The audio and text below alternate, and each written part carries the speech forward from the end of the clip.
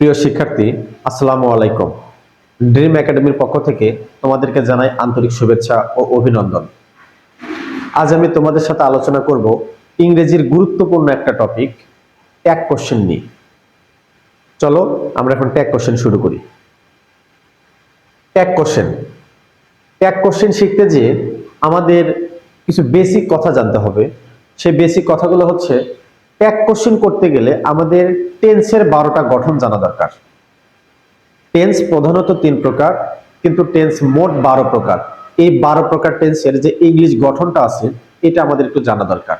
এটা একটা। দ্বিতীয়টা হচ্ছে অক্সিলারি ভার্ব সম্পর্কে আমাদের জানা দরকার।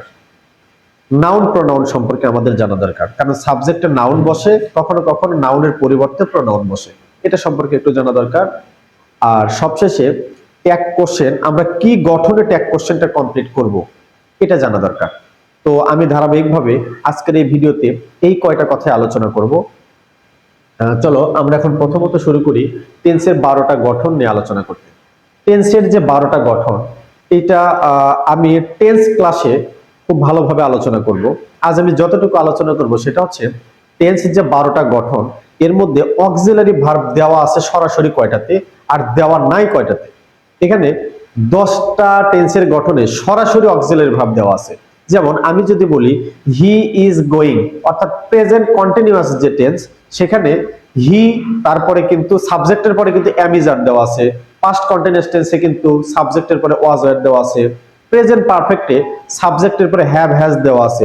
এইভাবে 10টা টেন্সে সরাসরি অক্সিলারি ভার্ব দেওয়া আছে, কিন্তু 2টা টেন্সে অক্সিলারি ভার্ব সরাসরি দেওয়া নাই। সেই 2টা হচ্ছে একটা প্রেজেন্ট ইনডিফিনিট আর একটা পাস্ট ইনডিফিনিট। এখানে সরাসরি দেওয়া নাই, কিন্তু এখানে কিন্তু অক্সিলারি ভার্ব আছে।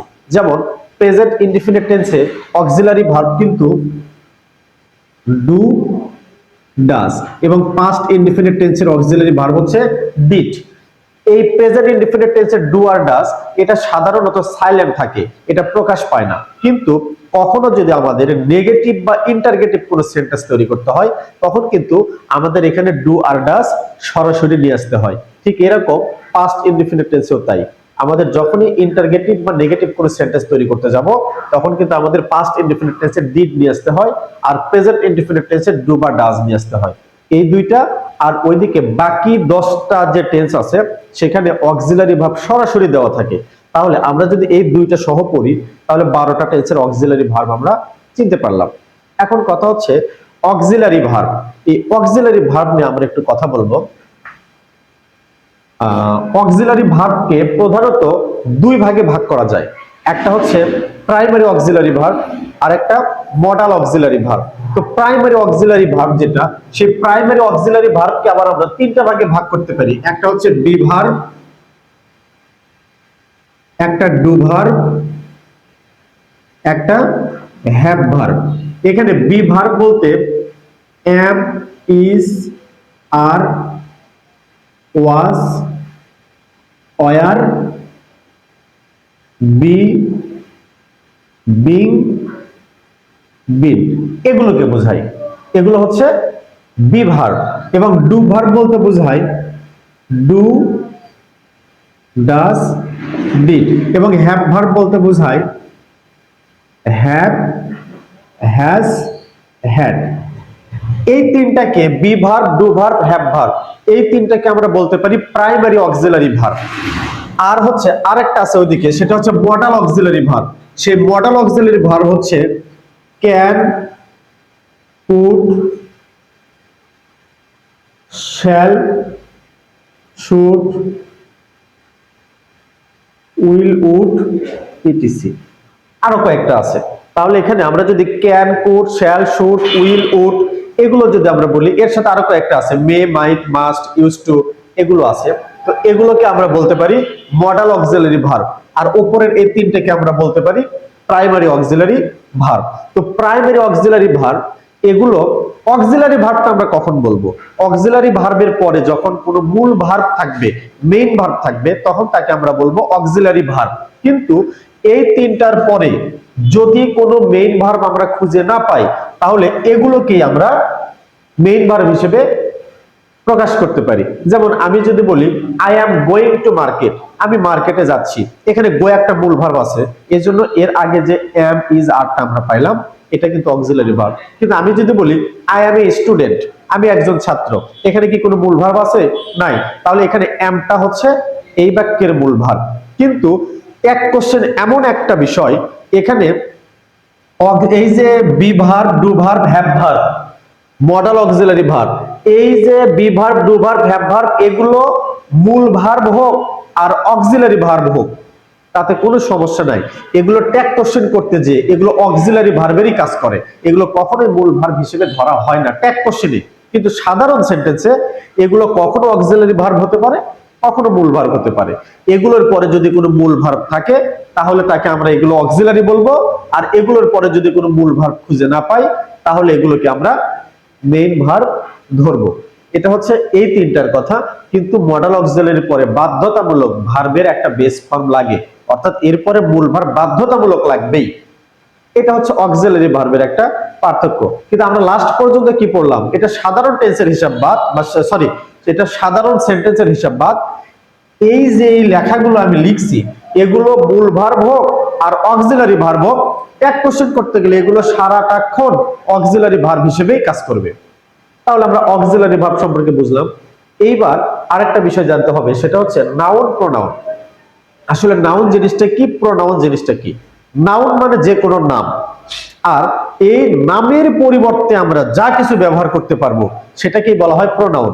তাহলে আমি যদি বলি রেজা, আমি যদি বলি যে কোনো একটা নাম, রহিম, করিম, যে কোনো একটা নাম বললাম, তাহলে এই নামের আমি বারবার, ধরো আমি একটা কথা বলতেছি, রহিম স্কুলে যায়, রহিম ভাত খায়, রহিম ফুটবল খেলে, এই বারবার যখন আমি রহিম রহিম রহিম বলবো তখন কিন্তু একটা বিরক্তি কাজ করবে।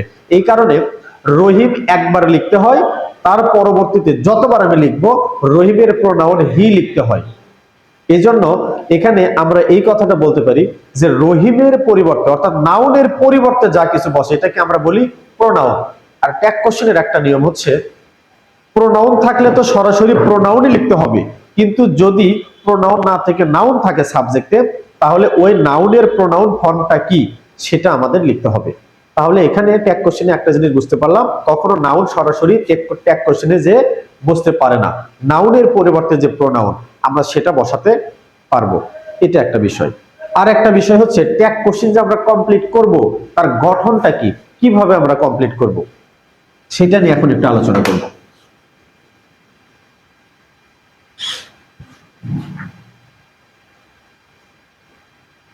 ট্যাগ কোশ্চেন যে সেন্টেন্সটা থাকবে সেই সেন্টেন্সটা সরাসরি থাকবে। যেমন হি ইজ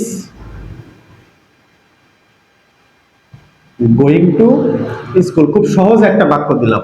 এই যে ফুল স্টপ, এইটাকে আমাদের যদি ট্যাগ কোশ্চেন করতে বলা হয় তাহলে সর্বপ্রথম আমাদের যে কাজটা করতে হবে, পুরো সেন্টেন্সটাকে রাখতে হবে, এই লাস্টের ফুল স্টপটাকে তুলে দিয়ে আমাদের কমা করে দিতে হবে। কমা কমা করে দেওয়ার পরবর্তীতে আমাদের যে কাজটা হচ্ছে, এই পুরো সেন্টেন্সের মধ্যে আমরা আগেই অক্সিলারি ভার্বটা চিনে ফেলছি। অক্সিলারি ভার্ব কোনটা, সেই অক্সিলারি ভার্ব আমরা এখানে পাইলাম ইজ। এই কারণে এখানে আমাদের আগে ইজটা লিখে নিতে হবে। লিখে নেওয়ার পরবর্তীতে আরেকটা বিষয় দেখতে হবে, ট্যাগ কোশ্চেনের নিয়মটা হচ্ছে মূল সেন্টেন্সটা যদি হ্যাঁ বোধক হয়, অর্থাৎ অ্যাফার্মেটিভ সেন্টেন্স হয়, ট্যাগ কোশ্চেনে একটা নট যুক্ত হবে। কিন্তু মূল সেন্টেন্সটা যদি নেগেটিভ হয় তাহলে ট্যাগ কোশ্চেনের নট বসানো যাবে না। তাহলে এটা যেহেতু অ্যাসার্টিভ সেন্টেন্স, এই কারণে আমরা এখানে একটা নট বসাতে পারি, ইজ নট। এর পরবর্তীতে আমার যে সাবজেক্টটা আছে এখানে নাউন নাই, এখানে সাবজেক্ট প্রোনাউন হিসেবেই আছে। তাহলে এই যে প্রোনাউনটা সরাসরি আমি এখানে যে এটা বসাতে পারবো, বাক্যের শেষে একটা প্রশ্নবোধক চিহ্ন দিব। এখন কথা হচ্ছে, এই যে এখানে আমি ইজ নট বসালাম, কিন্তু ট্যাগ কোশ্চেনের নিয়ম হচ্ছে কখনোই অক্সিলারি ভার্বের সাথে যে নটটা বসে সেটা আলাদা আলাদা ভাবে বসতে পারে না, এটা সারাক্ষণ যুক্ত আকারে বসাতে হয়। যেমন ইজ নট কে আমরা বলবো ইজেন্ট, ওয়াজ নট কে আমরা বলবো ওয়াজেন্ট, শ্যাল নট কে আমরা বলবো শ্যান্ট, উইল নট কে আমরা বলবো ওন্ট। এইভাবে আমাদের লিখতে হবে। তাহলে আমাদের এখানে ইজেন্ট হি, এটা হচ্ছে আমাদের ট্যাগ কোশ্চেন হয়ে গেল। তাহলে ট্যাগ কোশ্চেন করার যে গঠন সেটা কি, প্রথমত আমাদের পুরো সেন্টেন্স যেটা আছে ওটা থাকবেই, ফুল স্টপ তুলে দিয়ে কমা দিব, দেওয়ার পরবর্তীতে অক্সিলারি ভার্বটা আমরা নিয়ে যাব, বাক্যটা অ্যাফার্মেটিভ হলে একটা নট দিব, নেগেটিভ হলে নটটা দিব না। আর যে সাবজেক্ট আছে সেই সাবজেক্টের প্রোনাউন ফর্ম লিখাতে হবে। এখানে যদি নাউন থাকে তাহলে নাউনের প্রোনাউন ফর্ম কি সেটা লিখাবো, আর যদি নাউন না থেকে প্রোনাউনই থাকে তাহলে আমরা এখানে সরাসরি প্রোনাউনটাই বসাবো। আর এই যে অক্সিলারি ভার্ব আর নট, এই দুইটাকে আমরা যৌথ আকারে বলবো, এখানে কখনোই আলাদা রাখবো না। যদি আমরা আলাদা রাখি তাহলে কিন্তু ট্যাগ কোশ্চেন ভুলে যাবে। আর ট্যাগ কোশ্চেনের সবচেয়ে বড় কথা, বাক্যের শেষে কিন্তু অবশ্যই একটা প্রশ্নবোধক অর্থাৎ ইন্টারগেটিভ যে চিহ্ন, সেই চিহ্নটা কিন্তু আমরা বসাবো। আজকের ট্যাগ কোশ্চেনের, যেহেতু আমার ভিডিওটা অনেক লং হয়ে যাচ্ছে, আজকের ভিডিওটা আমি এই পর্যন্তই কথা বলতে চাচ্ছি। ট্যাগ কোশ্চেনের পরবর্তী যে অংশগুলো আছে এগুলো নিয়ে নেক্সট ভিডিওতে আবার তোমাদের সামনে হাজির হব ধারাবাহিকভাবে ইনশাআল্লাহ। আজ এই পর্যন্তই, আল্লাহ হাফেজ।